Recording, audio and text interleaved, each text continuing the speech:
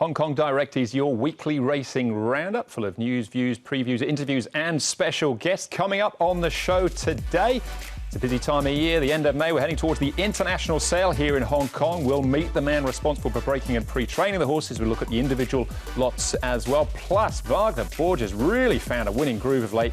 We'll hear from him in part 2 of today's programme. Very warm welcome to the show. I'm Andrew Le Jeune. Please say I'm joined here by Declan Schuster, racing writer for the Hong Kong Jockey Club. And Declan, it is an exciting time of year. All of that going on, plus the Champions and Trader Cup, which is coming up pretty soon as well. Yeah, it truly is an exciting time of the year. We've got the Breeze up tomorrow for the international sale, and as well as Sunday week, the Champions and Trader Cup with Exultant going for yet another Group 1. So it's all happening in Hong Kong at the moment. It certainly is. Now, as far as the international sale is concerned, we'll obviously, you hear from us quite a lot on the broadcast talking about ISG horses. How does it all work with these horses coming to Hong Kong and then being sold to the members? To put it simply, an ISG is an international sale graduate, so the club will go out and source horses from sales rings around the world like Arcana, Magic Millions and so forth, and purchase horses, and then we'll put them through the sales ring in Hong Kong, and from there it's just another way for owners to get involved in horse racing in Hong Kong.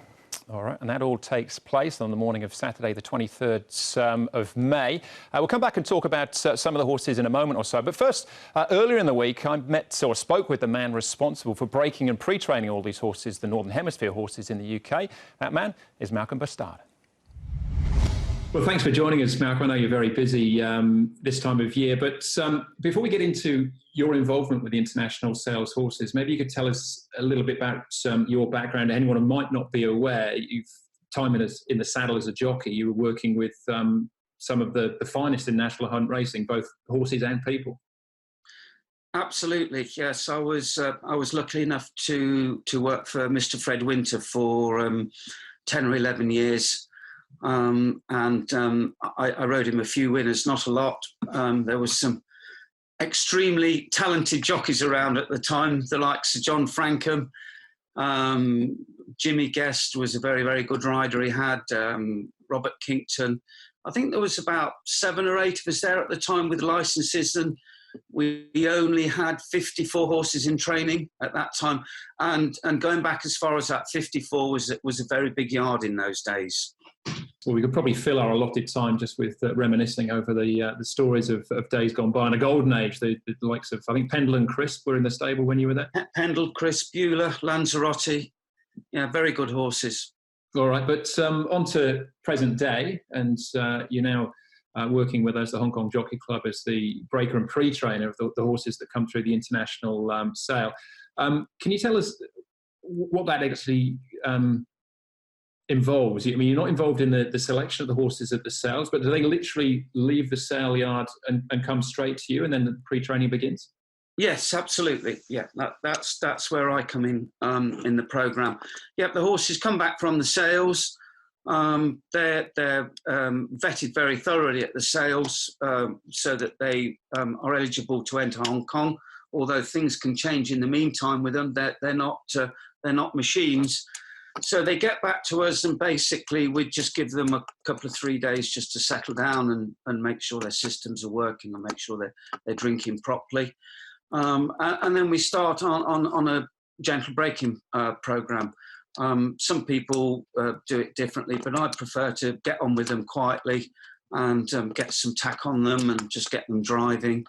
And take a time in breaking them in and basically teaching them to be ridden by people and to have manners on them.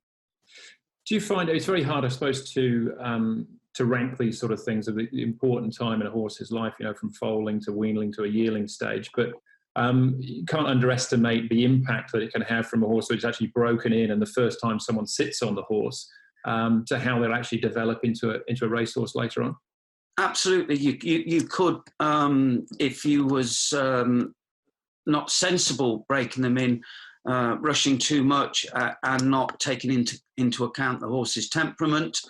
You know, you could easily frighten a horse or get it into bad manners, and then he thinks those bad manners are normal, and then it's very difficult to get them right again. So it's very important to break them in properly. Take your time and get a nice mouth on them, keep them nicely balanced. And make sure that they're mature enough to take it mentally as well as physically. So as far as this year's crop of the Jockey Club horses that are going through the sale at the end of the month, I know the one in particular was a Kodiak purchased for over 500,000 guineas. What are your thoughts on him and some of the other horses as well? Okay, well, he was a beautiful colt when he arrived, and still is a beautiful horse now. I mean, he's got size, scope, and strength. He moves very well. I don't think he's a 5 or 6 furlong horse. I think he's more of a 7 furlong horse. But he's a very, very nice individual that's adapted extremely well in the time he's been in Hong Kong, and he pleased us here at home also. Yeah. Do you never feel like training yourself and taking some of the glory, being there in a top hat on the race day? No, thank you. Absolutely no. We're very lucky in what we do. We're lucky to have marvellous people to work for, including the Hong Kong Jockey Club, who are very understanding, because it doesn't go right all the time. You know, these horses can go wrong, and they can't all be good, even if they're bought with nice conformation, nice pedigrees. You know, some of them don't turn out to be what you hope them to be. But no, I've never wanted to train. It's never entered my mind. I'm delighted with the career I've got, and hope I can do it for many, many more years to come. Very kind of Malcolm to give us the time to talk all in the week, and great to see some of those lots out on the track as well. Declan here training at Sha Tin. Yeah, it's fantastic to see, and I think that Kodiak, he's very hard to miss, that flashy grey in the mornings. Every time we're here at track work, we can see him stroll past, and he does look fantastic, so it's very nice to see. And he's from the family as well of Lucky 9, but Malcolm suggesting that he might be looking for a little bit further than the sprinting trip, 14, maybe a mile as well. What about some of the other horses? Because we've got horses from South Africa this year as well, and Argentina, so a real diverse group. It is. It's a really diverse group. It's fascinating to see, and some of those from Argentina come through quite cheaply as well, so there could be a little diamond in the rough as well. But just looking at Malcolm, I mean, we're talking about someone who's broken in horses for the Queen, John Gosden and Anthony Oppenheimer, so you can trust that they're coming through his academy well in good stead. Yeah, he's had Golden Hall and Cracksman go through his yard. And I remember I actually spoke to him about that, and he said that there was a lot of quality about those horses. You can't tell how good they're going to be, but you sort of get a sense that there's something special about them. Some of the other ones he mentioned to me, Declan, was a Far gelding. Thought he'd settle in quite well to Hong Kong. Of course, we've got Far Above. There's only a couple of Fars, I think, racing here at the moment, but Far Above has done very well since he arrived. I think there's only a light handful, but yeah, exactly. Far Above's done fantastic, and we saw his amazing win that he did when he came from the back of the field, and even since then he's held himself in good stead, running very well. So there's some very interesting horses. One that caught my eye was the Exceed & Excel by Royal Order, the 200,000 guineas from the Tats sale, but it's just one of many that's going to go through the ring. Yeah, there's 2 Exceed & Excels actually through that sale. The other one out of Khalistan, again, Malcolm saying, a nice quality horse with a turn of foot as well. So there's some of the horses going through this year. I actually should mention the Captain Al from South Africa that Malcolm made note of as well, who is lot number 5, neat, strong, positive attitude as well. So maybe you want to look out for as well. But the ISGs in the past, Declan, we've had some real stars come through the ring. We have. We've had horses like Good Barber, who won 3 Hong Kong miles in a row, Scintillation, who won a 2007 Centenary Sprint Cup, and of course the flashy Pakistan star of recent years. He won 2 Group 1s, the QE2 Cup and the Champions and Chater Cup, which comes up on Sunday week. And as well, the highest rated of the horses was Billion Win, who won the 1998 Queen's Silver Jubilee Cup with Dougie White aboard, and the 1998 Stewards Cup with Felix Coetzee aboard. So it's an esteemed list, and hopefully some of these horses this year are going to join that list. Yeah, Billion Win was trained by the mighty Ivan Allen. At that time, the handicap system was a little bit different. He did get an inflated rating of 136. Things are ranked a little bit differently now. As we head off to a break, still plenty more to come. We'll hear from Vagner, Borges. We'll look ahead to the action at Sha Tin on the weekend as well. Let's take a check of some of the stars of years gone by through the ISG sale.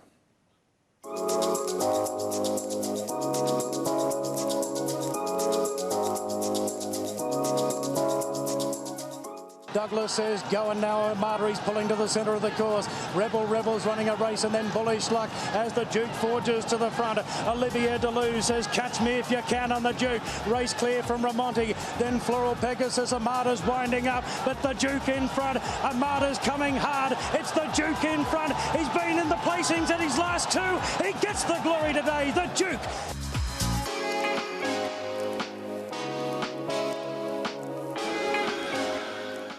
Pakistan Star is charging through. Then Alain and Eagle Way. Pakistan Star hit the lead at the furlong. Race clear. Out wide on the track is Hoi Star. Pakistan Star clear from Goldmount into second. Eagle Way. Pakistan Star. He's moody. He's mercurial. But today he's magnificent.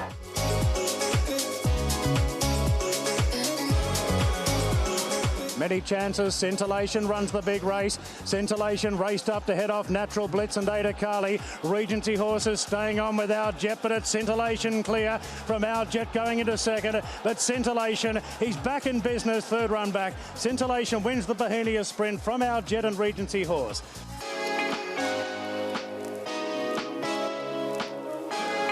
Good Baba. Sumion starts to go for Good Baba, and he's letting down brilliantly. Amada can't go with him, but Good Baba stormed to the front, and the miles all over. Good Baba coming away from Able One and Egyptian Ra, and this was cosy at the finish.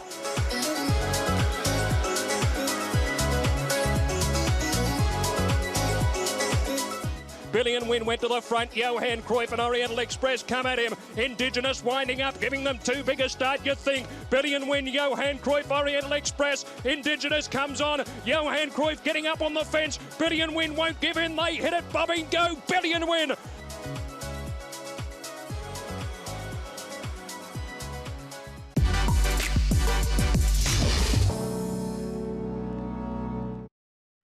Welcome back to Hong Kong Direct. Declan Schuster is still with me. We're looking ahead to the feature race at Sha Tin on Sunday in a moment or so. If you want to check out each individual race preview, though, head to the website, hkjc.com, Multimedia Showcase and Racing to Win, where it's broken down race by race. Next up for us, though, we're going to meet Vagner Borges, who was here for less than a month at the back end of last season, didn't manage a winner, but back for a short stint again this season. He can't stop riding winners. Ed Sadler caught up with him earlier this week to start off talking about his background in the first place and how he got into racing. Bom, eu comecei muito novo, com 11 anos de idade, no interior do Rio Grande do Sul, no sul do Brasil. E com 16 anos eu fui para a escolinha de aprendizes no Rio de Janeiro e comecei minha carreira lá. You had a lot of success early on in your career, your champion apprentice. Looking at your career in Brazil, Barra Barra, the Triple Crown, was that a highlight there for you? Esse cavalo me ajudou muito na minha carreira, né? Que ele correu 14 vezes, ganhou 13, tive a oportunidade de ganhar alguns Grupo 1 com ele, inclusive a Tríplice Coroa. E foi uma alavanca na minha carreira, me ajudou bastante, apesar de eu ser muito novo, me ajudou muito. You got to come to Hong Kong last season for the last 5 meetings of the season, your first time ever out of Brazil. What was that experience like for you? Foi uma experiência muito boa, né? Consegui evoluir mais como profissional, como pessoa, e ter a oportunidade de montar aqui com jockeys fantásticos e treinadores fantásticos também. Então, isso é sempre um aprendizado bom e me ajudou bastante para poder vir agora de novo e tentar mostrar meu trabalho. This has been a successful stint so far, 7 winners, including a double on Saturday. Congratulations on that. What's been the highlight of your time these last couple of months here in Hong Kong? Eu estou gostando muito, como falei, é um aprendizado de vida, um aprendizado na minha carreira, para mim evoluir tanto como pessoa quanto profissional.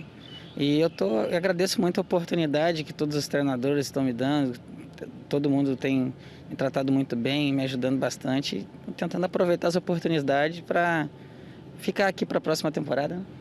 And you can really see that as well, the way he's riding at the moment to Declan. He is having English lessons, it's getting better, but easier to conduct that in Portuguese for Ed, Declan, than do it in English. Yeah, and he's proving a really capable jockey. He's a 4-time Brazilian champion jockey, and he's just riding with confidence, and he's striking up some good combinations there with John Moore and Mi Choi as well, getting nice support. And of course, he rode that Triple Crown winner, Bala Bali, who then went on to win 2 Group 1s in America. So, yeah, he's a very capable rider, and it's very exciting to watch his career develop.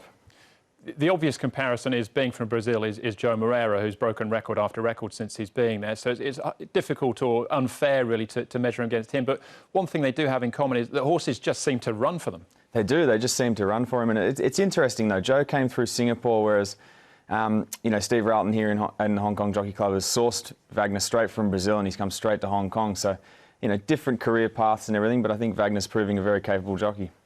And this partnership seems to have struck with John Moore, rode a winner for him midweek there at Happy Valley in Beauty Happy. We were just talking about his rides for the weekend and trying to figure out which one was his best. But Beauty Happy was it was double-figure prize, was a big prize. So maybe you've got to look outside the square a little bit with Vagner. I think so. And just going through his book of rides, it's nice to see him getting support as well from Ricky Yu, the likes of Francis Loy. So it's a very well-rounded book that he's got. And, you know, as you said, Beauty Happy was about 29-1. So who knows, there might be another 29-1 shot getting home for Vagner on the weekend. All right, he's got 7 rides on the 10-race programme on the weekend, so we wish Vagner all the very best and thank him for his time as well with that interview with Ed. Looking ahead to Sunday's programme, and our feature race comes up as race number 8, the Hoi Ha Handicap. It's a Class 2 of the 1,800 metres, headed by Butterfield, beaten favourite on his last 2 starts. Super Race is back out of the Derby, blinkers on, now with Ricky Yu as well in Richmond. Second on his last 4 starts. Amazing beats. Cheek pieces on for him. He's also coming out of the Derby. Uncle Steve was much better last time out.